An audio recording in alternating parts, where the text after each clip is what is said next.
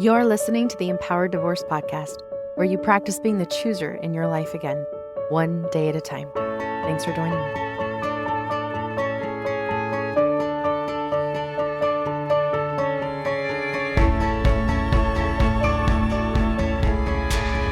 Hello, my amazing, beautiful listeners. Thank you, as always, for joining me each week. And I hope that what I'm talking about today helps some of you who might be really struggling with this confusion after you get divorced, or maybe you're separated, like literally out of house separation, and you had anticipated that you would feel free once you were free from the relationship. How many of you are wondering why you're not feeling that? How many of you are questioning yourself, maybe even your decision, because you are not feeling what you expected or thought you should feel after your divorce? You've received maybe the final divorce papers. Isn't that an experience? For those of you who have gone through this, maybe some of you were anticipating getting the final notice, final stamp of approval that your divorce is final, and you're not sure what you're going to feel. But maybe what did show up confused you. Maybe you did shed a tear or two. Maybe you celebrated. I know some of you got drunk, but whatever your initial response was, what you thought you were going to feel, I want to talk to those who might be feeling like they should feel differently, maybe freer, happier. Maybe you have friends and family telling you that you should be happy now. What's wrong? Why are you sad? Why are you depressed? Why are you still angry? Maybe they're wondering why you're still so anxious, why you are still maybe having nightmares or can't sleep. Maybe they're trying to push you into another relationship, thinking that that will finally make you feel better after this divorce. I mean, most of the time, these people, friends and family who are trying to make us feel better or wonder why we're not feeling better after a divorce, are doing this usually because they want to feel better about your situation. If they can make you feel better, then they will feel better. Anyways, good intentions or not, you might be wondering, and others might be wondering, why the hell are you not feeling free like you should after you get divorced?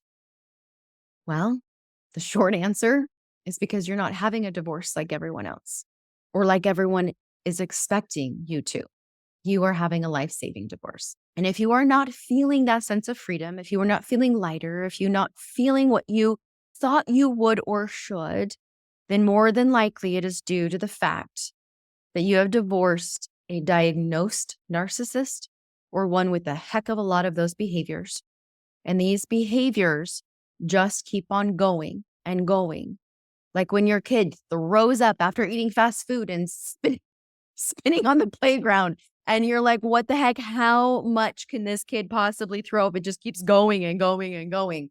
This is kind of how it feels sometimes with this type of behavior after the divorce. You're like, oh my gosh, this just keeps going and going and going. When will it ever stop? I remember thinking this. I remember feeling this. Like, oh my goodness, how many ways can this man lie and deceive and con? It just keeps going. Or how much can I continue to be blamed over and over and over and over for behaviors that he chose? You didn't just end a relationship when you signed divorce papers. You escaped from a cycle of manipulation, deceit, and control. The truth is that kind of freedom does take time. It is not an instant fix when you sign a divorce decree, or when a judge stamps it, or when it's known to the world or family or friends that you are no longer married to this person. It doesn't take away the impact and injury that you have had in the years that you were married to this person. And because the behaviors that are destructive, that cause the end of the relationship, continue to happen, you are still oftentimes being impacted. It's not an instant fix, especially when your ex continues to show up in these controlling ways, trying to manipulate you, blame shift, use the kids as pawns, or they're just trying to mess with your mind just like before. Why don't you feel free yet? Because there's emotional residue. There's emotional residue after a life-saving divorce. There's leftover fear. There's leftover anxiety and self-doubt and insecurity, cognitive dissonance. There's leftover reality fragmentation where you still don't have all the pieces to the puzzle. And all of that can linger long after you left, long after those divorce papers are signed. Just because they're signed doesn't mean that you have this mental and emotional and spiritual and sexual healing and all of the injury and impact just disappears overnight. I wish it did. When you have ongoing control through co-parenting, finances, and even through your social circle, when you're still dealing with these power plays, it's really hard to feel like you've truly broken free. And then I think there are those social expectations that I was talking about. I do think that that shows up a lot. I remember feeling this, but also, and even just sensing it, even if people aren't overtly saying something to you, but you can just sense, or maybe there's little comments being made.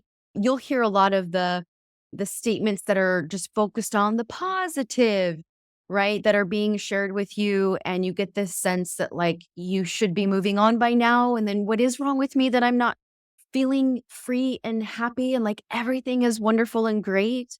So the unspoken pressure to be okay after your divorce and bounce back and be stronger than ever before, that can be really hard to digest when you have had and are having a life-saving divorce, because it is natural.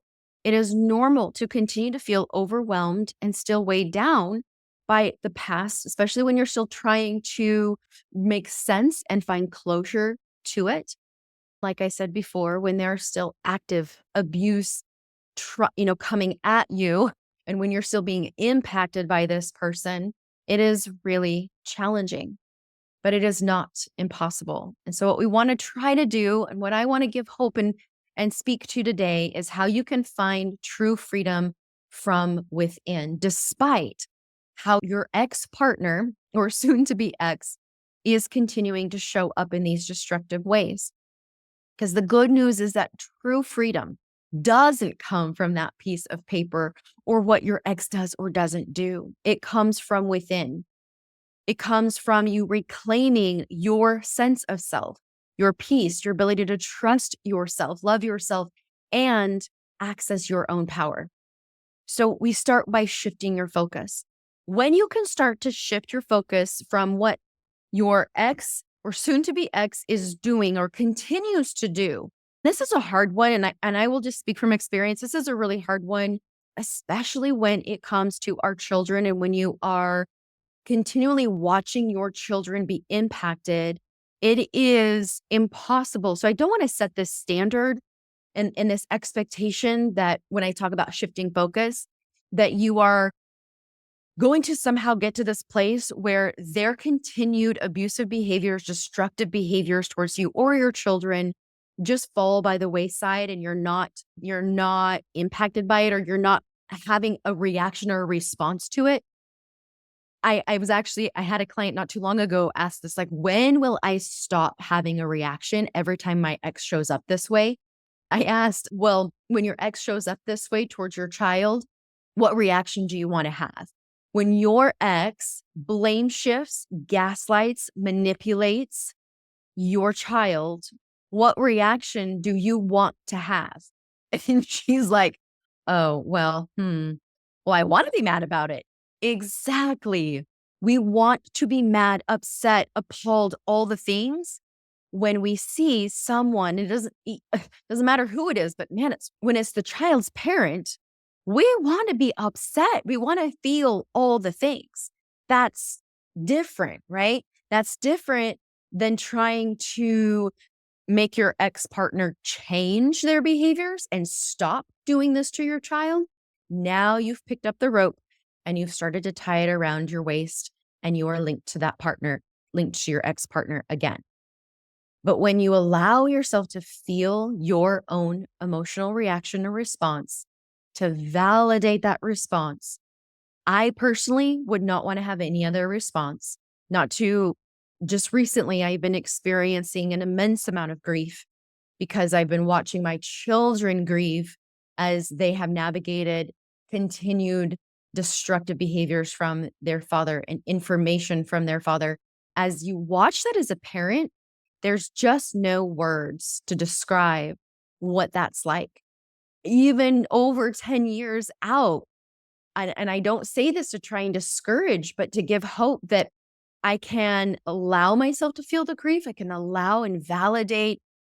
And it makes so much sense why I'm feeling this. And I know how to feel my feelings.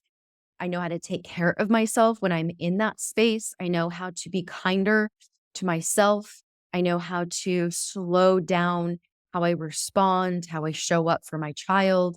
I know how to do that a lot quicker and a lot healthier than I did in the beginning. I don't pick up the rope. I can shift my focus from what he is or isn't doing or what I think he should or shouldn't be doing to comforting my child, comforting myself. Journaling can help this, accessing what I can control in those situations. I know exactly what I have control over in those situations. And when I access that power because of the shift, I show up for my child in a completely different way. I show up for myself in a completely different way. It is very boundaried, has nothing to do with my ex. There's no need for him to be involved in any of this, shifting my focus and shifting my power because I am in charge of my life now. And that is where you will start to feel that sense of freedom, despite how your ex partner might still be showing up. I alluded that to it just a minute ago, but the next thing is to set boundaries.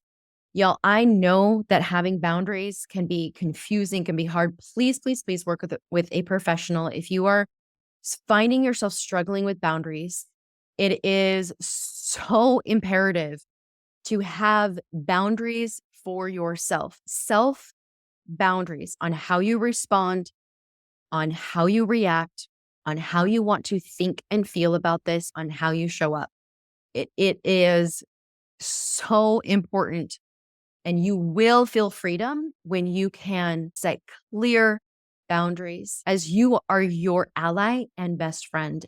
If you could show up for yourself the same way that you would for your best friend, I think the fear around setting some of these boundaries might dissipate a little bit. If your ex is still trying to manipulate you, then you need to make it very clear what is and isn't acceptable and then hold yourself to that boundary. So this is a simple example, and one I see happen a lot is text messages, emails, or during child exchanges, the partner might start something up, might start to be volatile or have these difficult conversations in front of the children. You need to be very clear with yourself, but also with your ex about what you will and will not do. And then you've got to dig your heels in and hold to that so tight because that is what will keep you from that sense of feeling free and not having peace. Again, I remember so many times going over to my parents' house, throwing myself on the floor and just crying and saying, like, when is this going to end? Like, I don't ever see a sense of peace and freedom from this. Believing that because I am tied to him through children, that I will never feel a sense of freedom from this and that it feels very true and real. But what I am offering you to consider today is that you really can find your sense of freedom and peace when you set boundaries, personal boundaries, and communicate clear and hold clear boundaries. Remember, these are about protecting your peace and your sense of freedom, not about changing the other person's behavior.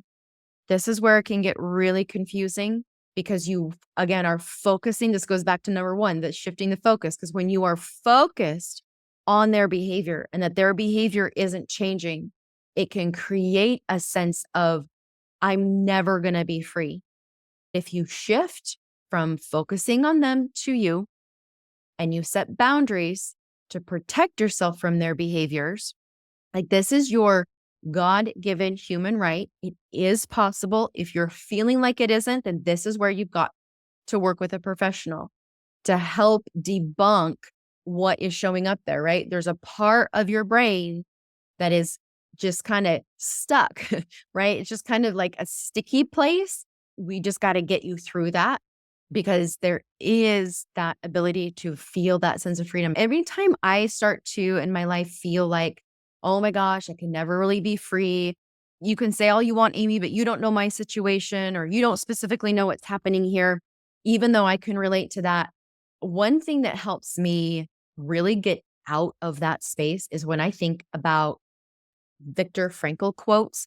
And I will pull out one of those quotes and just remind myself and not to compare my life experience with someone who was a concentration camp refugee and survivor. I'm not trying to compare myself to his trauma, but I am, in a sense, reminding myself that, look, there's this other human being that knows about captivity, that knows about freedom being taken away. There's this other human being that has lost and felt like he lost everything. There's this other human being in this world that has stood and stood naked. And I have felt like I have stood naked and been stripped down of everything. It helps me to relate. Like there's so much that can be relatable. So not in a comparing way of one's worse, right? His situation's worse than mine. So I shouldn't feel so bad. I'm not coming at it from that place. But like, okay, there's another human that gets what it might feel like, even though our situations are different. There's another human being that understands what it's like to feel like you have zero control and freedom, that you have been stripped from everything you wanted and hoped and dreamed.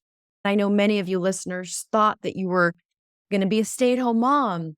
You thought that you were going to have a partner that supported you and loved you. You thought you were going to be able to retire and have this experience and this dream. And right, you had all of that stripped away. And when it feels like you're never going to have a sense of freedom back, when you can never feel happy or joyful again, personally, I like to remind myself of what this man in his own journey of hell, in his own journey of feeling a sense of freedom stripped away from him, what he concluded in his own journey to hold on to a sense of self, to hold on to freedom, to hold on to what he could control.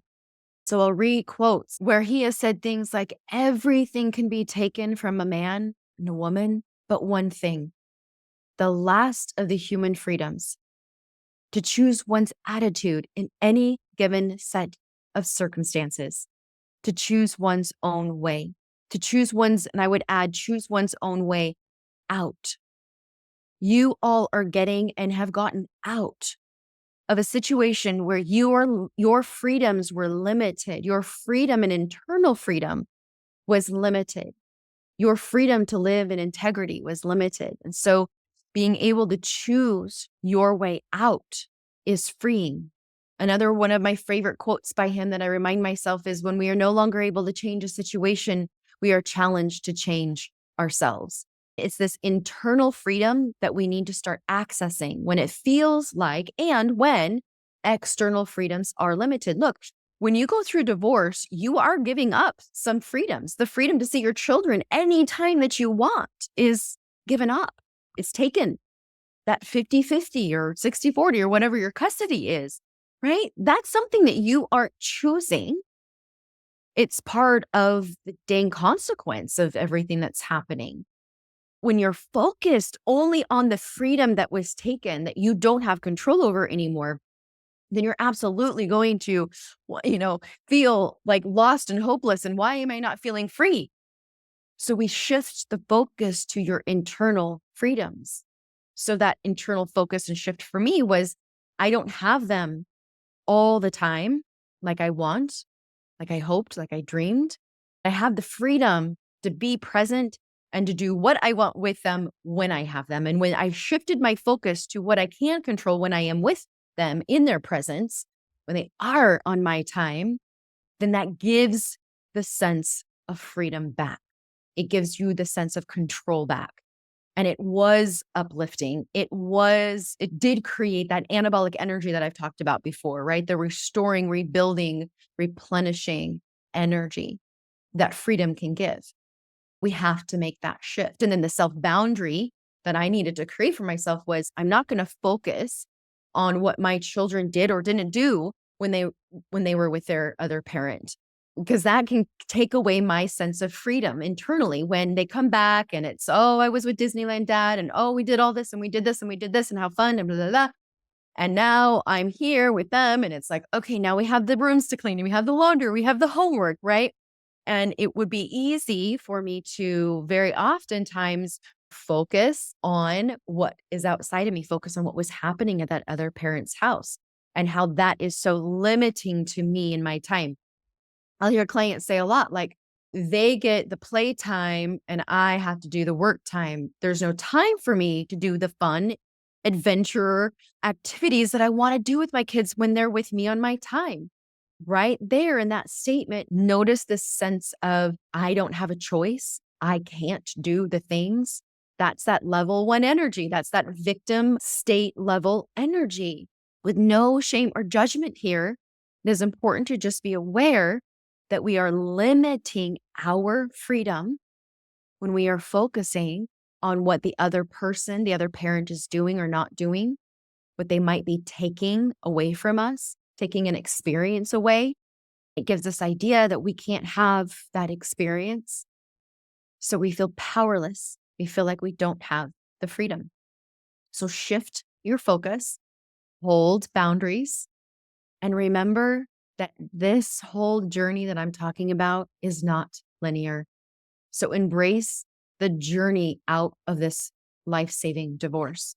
It is not a step 1, 2, 3 thing. I know I give you a lot of things to consider. I give you a lot of things to practice. Our brains like the 1, 2, 3. Our brains like the ABC, but your healing journey is not linear, and it's okay to feel hurt or angry. It's okay to allow yourself to grieve and simultaneously celebrate the small victories along the way. Every day that you get up and put one leg out of bed and then another, every day that you get in the shower, every day that you get your kids ready for school, every day that you look at yourself in the mirror when you walk into that bathroom and say, okay, we're going to do this again, you are taking a step towards your freedom. Gosh, how vividly I remember it was a conscious choice to move one leg out of bed and then another, and then shimmy my butt out, and then stand up, then walk to the bathroom, walk to the shower, get dressed. It was a one step at a time thing. And every time you choose that one next step, you are taking a step towards freedom. I promise your journey is yours. Please, please, please do not compare to other people. I see this so much. And this is why I keep saying over and over, and I'm going to do a whole episode on, I need to do that. I'm going to do a whole episode on life-saving divorce. I realize that I haven't done that. At least I don't think I have. I use that phrase so much, and I've had more and more people comment on that phrase. But I use that because it is such a different experience in divorce. And we compare our divorce to other divorces and feel like we should celebrate. And I know that some of you might have moments of celebration, but then when you're dealing with an ex that is a narcissist, when you're dealing with an ex that is an abuser, when you're dealing with an ex that has emotional immaturity that shows up in a lot of narcissistic traits and behaviors, you're more than likely going to watch them try to take your freedom away and the freedom of your children away. And it is not fun. The last thing that I want to offer you in how to hold on to your freedom or start to cultivate it is to reclaim your sense of self. Reclaiming your identity is such a huge one. We lose this, we forget it, we get confused by it. Sometimes you've identified with parts of us that kept that relationship going. For example, those of you that might have a fixer part or a helper part, that part that went to the rescue, that part did a really great job keeping you in that previous relationship. Yet this isn't really who you are. It's a part of you. We need to reclaim that sense of self. The other thing here that I want to mention in terms of reclaiming your identity is recognizing and identifying the things that your ex-partner said that you were For example, and I think I shared this before, I was told that I am an angry person or I am bitter. And so there was a process, and I had an experience once where I realized and recognized, oh my gosh, wait a second, I'm not an angry person. Oh, I can let go of that. I think there's two steps here to reclaiming your identity. I think one is being aware of your self-talk. If you haven't taken my intimacy within self-paced course, this is the first thing that I have you do in your verbal intimacy is really get clear and aware of how you are talking to yourself. What is your self-talk? We've got to see really clearly what that is and identify where those limiting beliefs are and where they came from. And I think you'd be surprised how many of those came from your ex-partner. So we got to look at that, right? We got to look at that. We got to see it. We got to debunk it. We got to get rid of that, kick that to the curb, right? That is what they think, what my partner thought of me is no longer going to define me. I remember years ago, I had a woman that said her partner, and one of the reasons why she stayed so long is because her partner would say all the time, you will be nothing without me. You are nothing without me. There's no way that you can be on your own and manage these kids on your own. You are nothing without me. She believed that. She heard it so many times. It was one of the most empowering stories to watch this woman over the years that I worked with her to see her debunk that, I'm going to say myth, because she realized for herself that that was not true, that she was so much more than the wife, than the mother, than the sister, than the daughter. She was so much more. Being able to discover this about yourself is a journey in of itself that is beautiful. So asking questions like, what does bring me joy? And maybe it's just what brings me joy in this hour. Maybe that's going to Starbucks or walking through Target or going on a hike or taking out your bike and riding your bike or going on a walk. What brings you joy? What are your passions? What are you passionate about? I had another client who was in this really, really raw, tender stage of coming out of a very abusive relationship. And we were going through some of these questions. And I said, what brings you joy? And her answer was coloring. And I was like, yes, beautiful. It was color by number. And then it went to paint by number. And then it was painting canvas. But notice how we started with just something that brought her joy. And notice it was coloring. Y'all, it doesn't have to be anything grandiose or big. What brings you joy today? Dive into these parts of yourself that were suppressed or forgotten. When you can get to know you again, you will feel that sense of freedom come to you. It's that internal sense of freedom that is so important to cultivate.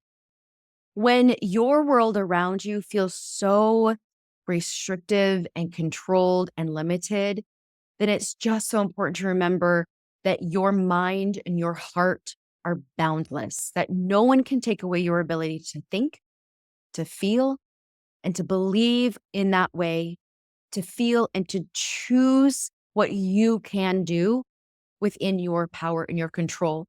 You get to believe in a way that empowers you. True freedom isn't about what is happening outside of you. It's about what you allow to happen within you. Even when these external freedoms are taken away, your inner world remains and needs to remain your sanctuary of peace and strength and choice. This is what true agency is about. When I talk about stepping into your agent power mode, this is what I'm talking about right here. Because when external choices that have been made for you because of your partner or through court, whatever that looks like, it can feel very confining. It can feel very limiting. I'm not trying to discount that. What we lose sight of when we're focusing only on what we've lost or don't have access to anymore, we've lost sight and aren't able to cultivate that inner freedom, which means finding that light within, even when the world outside seems so dark. One of my favorite analogies is the lighthouse. I just think, what is within me already that lights the lighthouse? When we feel like we have nothing left to give, when nothing outside of ourselves can give us that light, when it's just so dark, there are things inherently available to you that is lighting your internal lighthouse, that remains within you no matter how dark it feels on the outside, or it is on the outside. It is your self-compassion that is inherently within you, the gentle, steady light that never judges or condemns. The voice inside that is there that says it's okay to feel this way. You're doing the best that you can. Self-compassion is part of your internal lighthouse. When you access that self-compassion, you start to embrace yourself with kindness, especially when the world outside of you feels so harsh. Your internal wisdom, deep within every single one of us, carries a well of wisdom that has been shaped by your experiences, your intuition, your inner knowing. This wisdom is like the lighthouse beam, right? And it's just cutting through all of the confusion that seems to be just overpowering you sometimes. But that inner wisdom cuts through it and it guides you and it gives you that clear path ahead. Even if that next step is get out of bed, it is going to be clear when you trust this inner wisdom. Trust this inner guidance, because it does hold the answers when the external world doesn't and won't really give you the answers. So hold on to what what you know, what already exists. Resilience is also part of this inherent lighthouse that you have, your ability to endure, your ability to rise again. I mean, this is something that through the history of humans on the face of this planet, when destruction wipes humanity out, humans rise again. You have that inherently in you because you are human, because you have within you the ability to do that from this inner lighthouse. No matter what storms you face, at the core, there is this internal lighthouse. Resilience is like the light that just flickers but never goes out. So it might be dim. It might look like it's going out. You might feel like it is, but it's never going to. It's going to keep flickering and remaining within you, that strength to rise above the storm. Your connection to your core values is also part of your internal lighthouse. When everything else has been and feels like it's been stripped away, your core values, what you believe in, what you stand for, those need to be unwavering. They are the foundation of your internal lighthouse, grounding you in your truth. And that is what's going to illuminate your way forward when, again, all of those external lights start to fade and feel like it's just dark and gloomy and cloudy and you don't know what to do. You tap into your core values. Creativity is another lighthouse, inherent internal lighthouse. Creativity is that little spark that can ignite, right? In the darkest of times where it feels like it's going out, you can tap into some of that creativity and it lights up options when you feel like you are out of options. It gives you new possibilities, gives you the ability to imagine, to dream that something is possible. It can reshape your reality, right? Through creativity. What maybe feels like is destined to be your path forward of doom and gloom and lack of freedom, creativity can help reshape that. It can give you a completely different path. Hope is another one that I want to mention. Hope is that gentle, persistent glow, if you will, that keeps your internal lighthouse shining, even when, again, it seems like the night is endless. I remember how long those nights that I couldn't sleep would last, feeling like it would never become morning again. The sun was never going to rise again. Hoping that you go to sleep, hoping that a new day comes and it's a little bit better, hoping that you'll be able to see that light within. Hold on to this internal sense of hope that you have. You are made for so much more, and it is made possible because of your inherent worth and value that gives you access to this freedom that is within you already.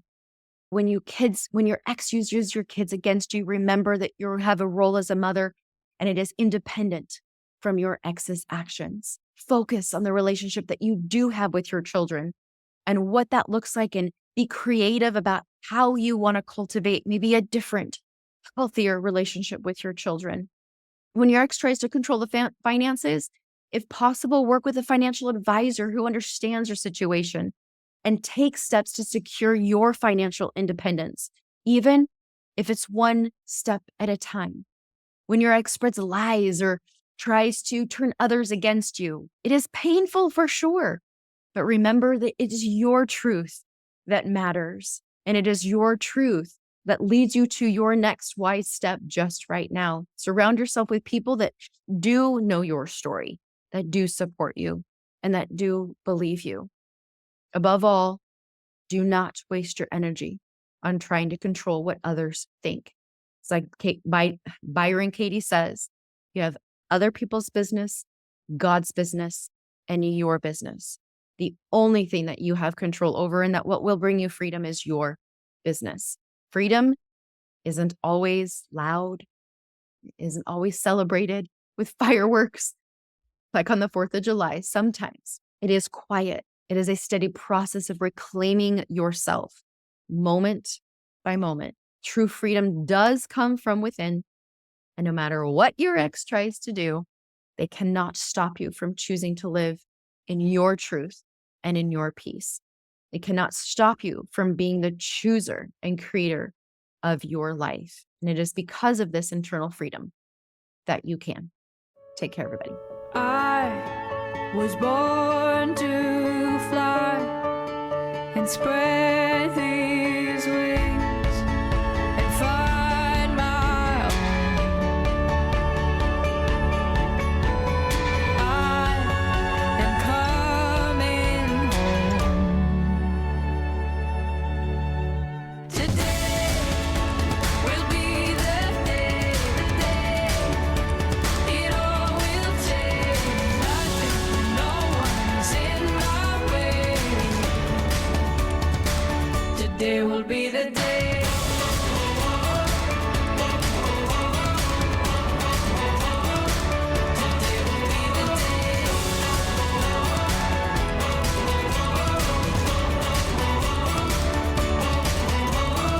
I was made to